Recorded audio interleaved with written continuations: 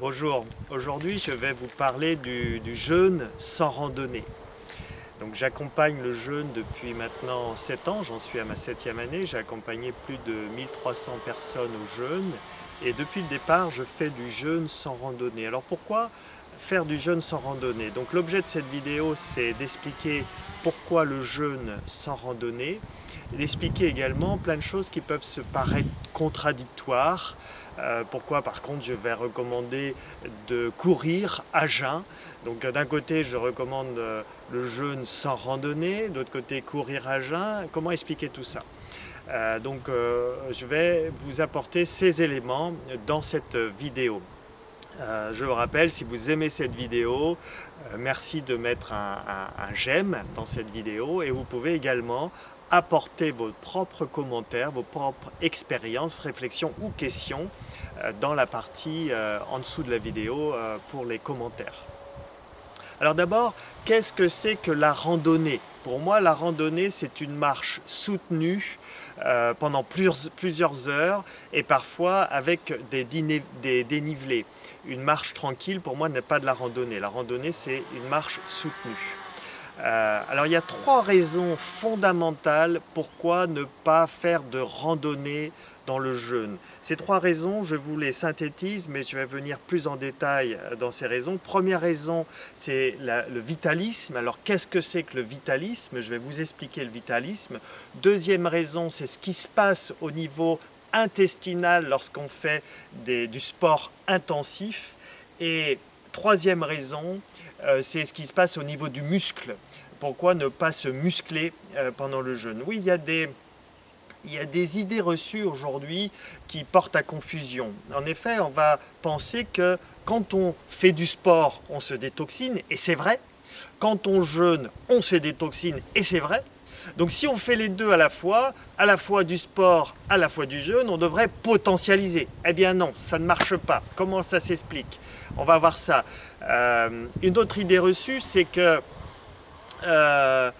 quand on jeûne, on a une fonte musculaire, au moins le 2e et le 3e jour. Donc, pour éviter la fonte musculaire, il faut muscler. Eh bien non, ça ne marche pas là encore une fois. On va voir ça, on va voir l'explication. Une autre idée reçue, c'est quand on court, il faut absolument manger avant parce qu'on va manquer d'énergie. En mangeant avant de courir, on va avoir de l'énergie. Eh bien non, encore une fois, ça ne marche pas. On va voir tous ces éléments dans cette vidéo. Je vais vous expliquer tout ça. Alors d'abord, comprendre le vitalisme. Qu'est-ce que c'est que le vitalisme? Eh bien, en nous, on a ce potentiel vital, on a cette vitalité qui est en nous, et cette vitalité, elle est utilisée pour le bon fonctionnement du corps, c'est-à-dire elle est utilisée pour notre système immunitaire, pour notre appareil de chauffe. Vous savez, nous sommes à 37 degrés. D'ailleurs, pourquoi nous sommes à 37 degrés? Intéressant, non? Si vous voulez savoir, venez à nos cures de jeûne, on vous expliquera pourquoi le corps est maintenu à 37 degrés.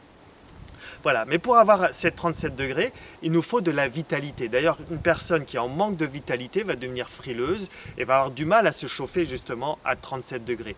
La vitalité est utilisée pour la digestion, la vitalité est utilisée pour nous détoxiner, mais surtout, la vitalité est utilisée pour notre système immunitaire. Vous savez qu'en nous, on a plus de bactéries et de virus que de cellules, et on a un système immunitaire qui va gérer ces bactéries et ces virus. En fait, pour comprendre la vitalité, j'aime bien donner une image, l'image du budget, de votre budget mensuel que vous utilisez pour vivre. Vous avez un budget mensuel, vous allez payer votre loyer, vous allez payer votre nourriture, vous allez payer vos transports, vous allez payer vos frais scolaires. Et si vous reste un peu d'argent, vous allez peut-être sortir, aller au cinéma, voilà. Et en général, on va d'abord payer les choses fondamentales et ensuite on va dépenser dans le moins important. Eh bien c'est pareil dans le corps. Nous avons une vitalité qui va s'occuper de notre système immunitaire, qui va s'occuper de notre digestion, qui va s'occuper de notre digestion, qui va s'occuper de notre appareil locomotif pour nous permettre de bouger. Mais aussi on a de la vitalité qui va s'occuper de notre système immunitaire. Et voilà. Si on utilise les choses dans le désordre, par exemple, si votre budget mensuel, vous l'utilisez dans le loisir à tire-larigot, c'est-à-dire vous allez vous amuser, vous faites la fête, vous faites plein de loisirs, et vous oubliez de payer le loyer. Qu'est-ce qui se passe? C'est la catastrophe. Eh bien, c'est pareil pour le corps. Si on se met à mal dormir, c'est-à-dire à se coucher tard, à faire la fête, à manger trop, à grignoter, à un moment donné, on manque de vitalité et craque. Le système immunitaire ne fait plus son travail et les microbes se développent. Et ça, c'est systématique, on le voit tous arriver fin décembre, début janvier. Qu'est-ce qui se passe? Vous allez dans les cabinets médicaux, les médecins vont vous dire, fin décembre, début janvier, les cabinets médicaux sont pleins. Parce que qu'est-ce qui se passe? On a beaucoup dépensé notre vitalité à faire la fête, à faire la Saint-Sylvestre, à faire Noël, à manger en surplus, à boire en excès, à se coucher tard, et si bien qu'à un moment donné, il n'y a plus la vitalité pour le système immunitaire et on a nos microbes qui se développent, nos propres microbes qui se développent. Et souvent, on va dire il y a une épidémie, il y a une invasion de microbes en pensant que les microbes viennent de l'extérieur. Ben non, ce sont nos propres microbes, nos propres bactéries qui vont se développer parce que notre vitalité a baissé et notre système immunitaire, ne recevant plus la vitalité dont il a besoin, a baissé la garde. C'est très important de comprendre la vitalité pour comprendre le jeûne, mais aussi lorsque vous avez compris la vitalité, vous allez pouvoir devenir votre propre médecin, votre propre thérapeute, entre guillemets. Qu'est-ce qui va se passer dans le jeûne? Dans le jeûne, on ne mange plus. Donc le fait de ne pas manger, vous allez avoir une économie de vitalité. Et cette économie de vitalité va être beaucoup plus disponible pour les émonctoires pour détoxiner, mais aussi pour le système immunitaire. Et c'est là qu'on comprend que si on utilise cette vitalité pour bouger, pour faire des randonnées intensives, pour marcher pendant des heures, ben là, la vitalité ne va pas être disponible pour les émonctoires pour détoxiner. Et en fait, croyant qu'en bougeant, on va se détoxiner, il va peut-être y avoir une détoxination de surface, mais les émonctoires, eux, ne vont pas pouvoir détoxiner. Donc la première raison pour ne pas faire des jeûnes randonnées, des randonnées intensives, c'est pour mieux détoxiner et pour rendre la vitalité disponible à la détoxination. Deuxième grande raison, c'est ce qui se passe au niveau musculaire. Le deuxième et troisième jour de jeûne, on a une autolyse, ce qu'on appelle la protéolyse. Donc on va se nourrir principalement de nos muscles. Et ça paraît incohérent d'un côté d'avoir une fonte musculaire, d'avoir une autolyse du muscle pendant le deuxième et le troisième jour, et en même temps de demander à ce muscle des efforts. C'est un petit peu comme si on demandait à la chrysalide, vous voyez la chenille qui devient chrysalide, qui ensuite devient papillon. Et pourquoi la chrysalide, elle est complètement immobilisée? Eh bien, c'est un peu comme si on demandait à cette chrysalide de voler. C'est pas possible, on le sait. Mais même si c'est un petit peu extrême, c'est pour comprendre en fait.